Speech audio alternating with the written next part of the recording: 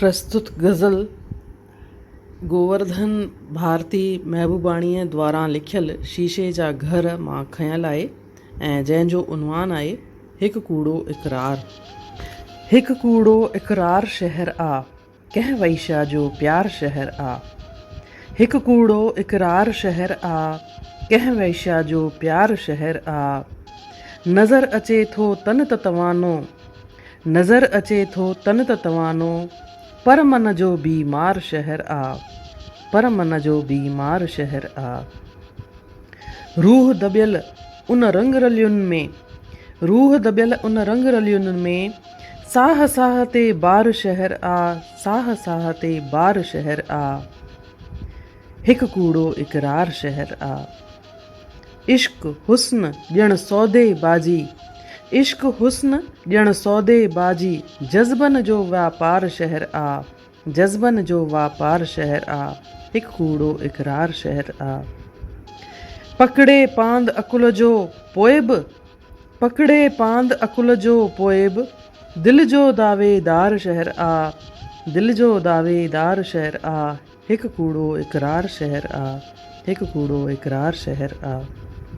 दुख में दोस्त न थियणो आहे, दुख में दोस्त न थियणो आहे, मतलब जो ई यार शहर आ, मतलब जो ई यार शहर आ।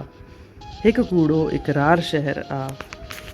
चमक छमक टहिकनि जो खड़को, चमक छमक टहिकनि जो खड़को, जीअं बि वञे कलदार शहर आ, जीअं बि वञे कलदार शहर आ। हिकु कूड़ो इक़रार शहर आ, हिकु कूड़ो इक़रार शहर आ। फहिलियल आहे ऊन्हो नाहे, फहिलियल आहे ऊन्हो नाहे, ॼण अंधो इज़हार शहर आ, ॼण अंधो इज़हार शहर आ। हिकु कूड़ो इक़रार शहर आ, हिकु कूड़ो इक़रार शहर आ।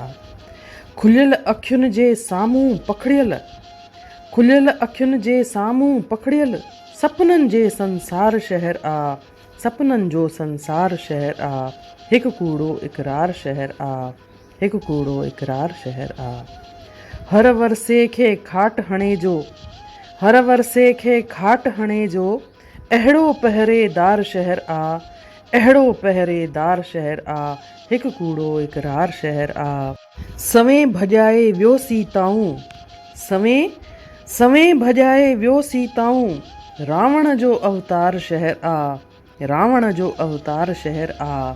हिकु कूड़ो इक़रार शहर आ, हिकु कूड़ो इक़रार शहर आ।